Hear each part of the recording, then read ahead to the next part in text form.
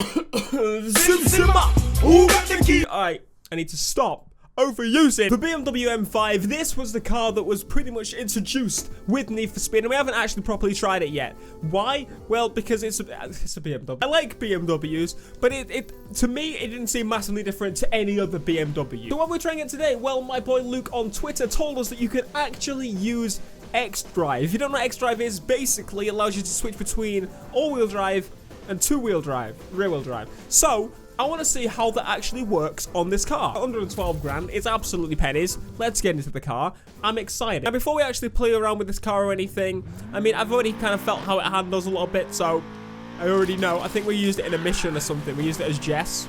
I'm not too sure, but that was a different type of class. Before we jump into it, another thing happened to this car. In the very last update for Need for Speed Payback, new parts were introduced to the BMW cars. These are the BMW M Performance parts. So that means we need to redo the customization. I don't think I've done this. I think I did it at E3. This is a new part. So honestly, the only main difference on this front bumper right here is it adds the striping on it, which is cool and all, but I actually don't even remember properly customizing this. So we got some wider arches, which is nice, and we got some even wider arches, which is also nice. I'm not exactly sure if I want to go with the super wide arches on this. I don't know if it kind of fits the mold, but or the fitment. I think we'll go with like a clean Alchemist style design where it's luxury. Oh. And we'll also go with the M Performance side skirts. Does that actually change anything else? No, it doesn't. M Performance parts. I actually quite like the added M Performance parts. Not particularly something I would have said was missing, but I'm pretty sure there's people out there that really love BMW that think they're missing. So we can basically have the stock M Performance parts black grille, or we can make a chrome. Why anyone would add chrome, I don't know. It bloody confuses me. Manufacturers. No one wants chrome parts, and they know that. So that's why they have it on by default. Chrome is the default option, so you have to remove it yourself, which is not really the option they want you to have. They want you to pay for the black edition of their cars or whatever. That's what they want you to do. Let's black out the lights. And we got spoilers. What is that? I've seen bigger things down me track. Wingy, wingy, wangs. Wanga, wang, wing. I'm not being racist.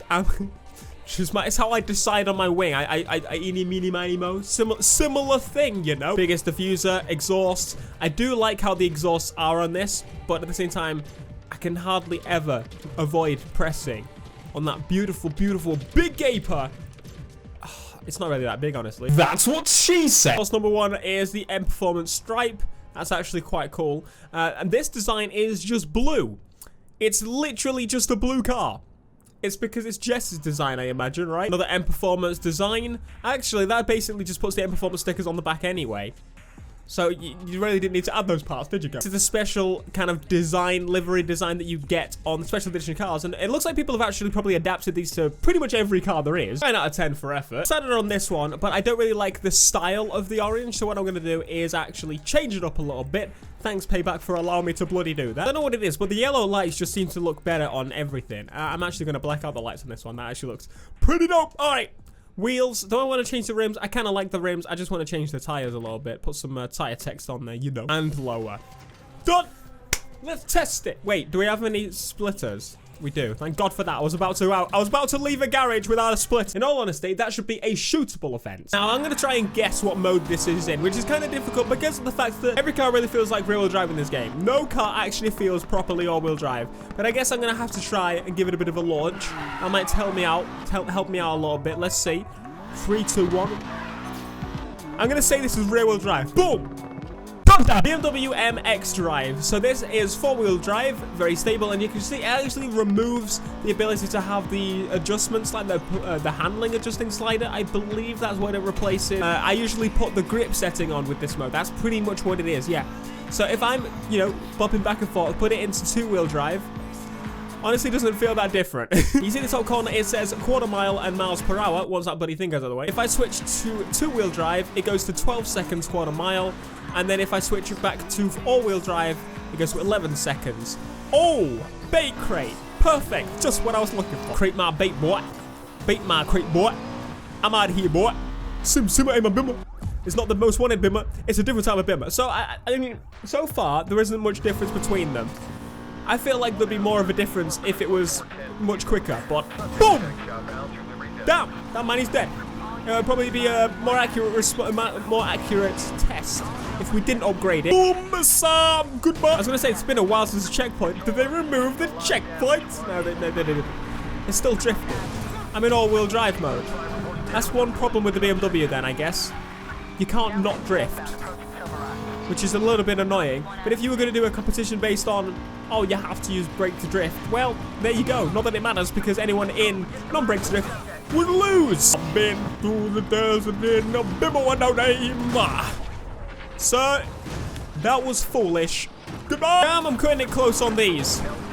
These give you no bloody mercy whatsoever. There's the finish. I can just cut right across. Are you kidding? Are you kidding me? We're trying to make me go all the way around. I should have gone all the way around because I would have had a longer event. Excuse me? What kind of checkpoint is that? Boom. Escape. And we got a speed card. You know what? I'm not going to hold off from throwing it in. It's going to go straight in. Acceleration and nitrous bonus.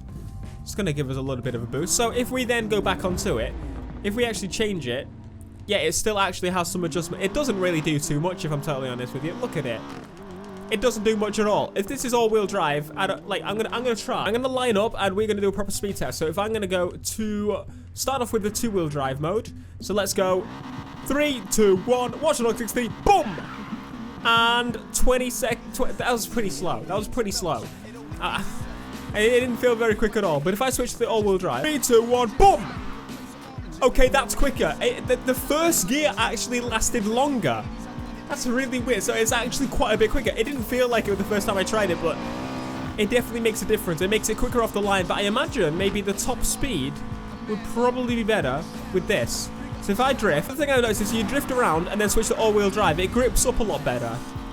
So drifting two-wheel, all-wheel. Especially when you're wobbling about being a brat and then going all-wheel. It's straight to the point. There's a very slight difference. It's not massive.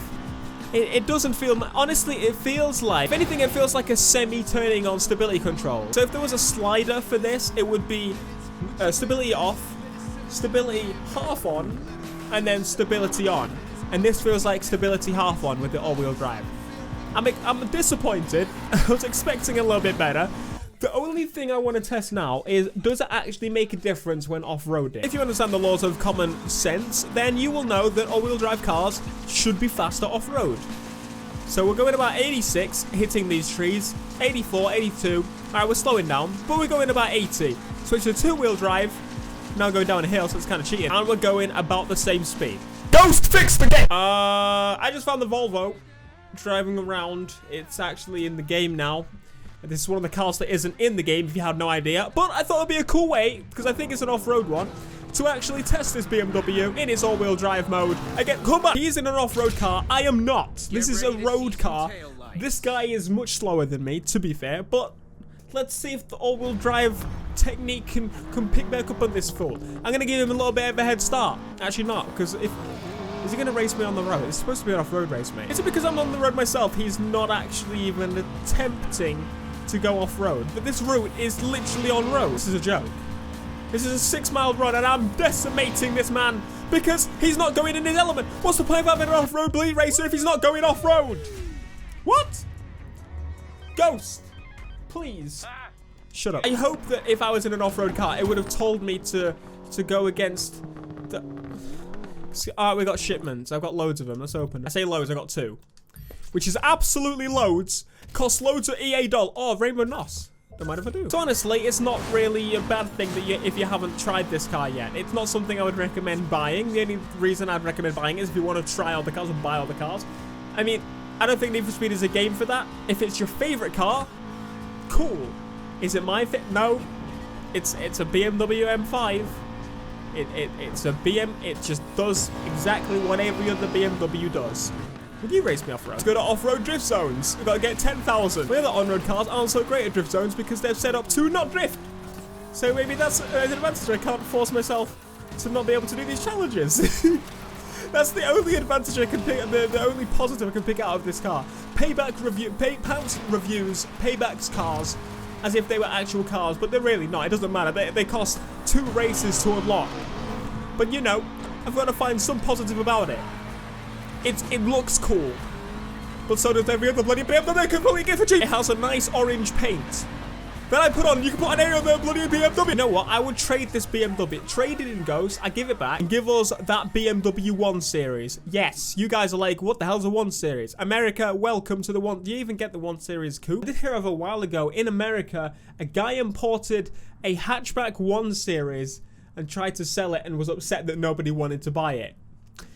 It's shot. I gotta say, I'm a slight bit disappointed by this. Just a little.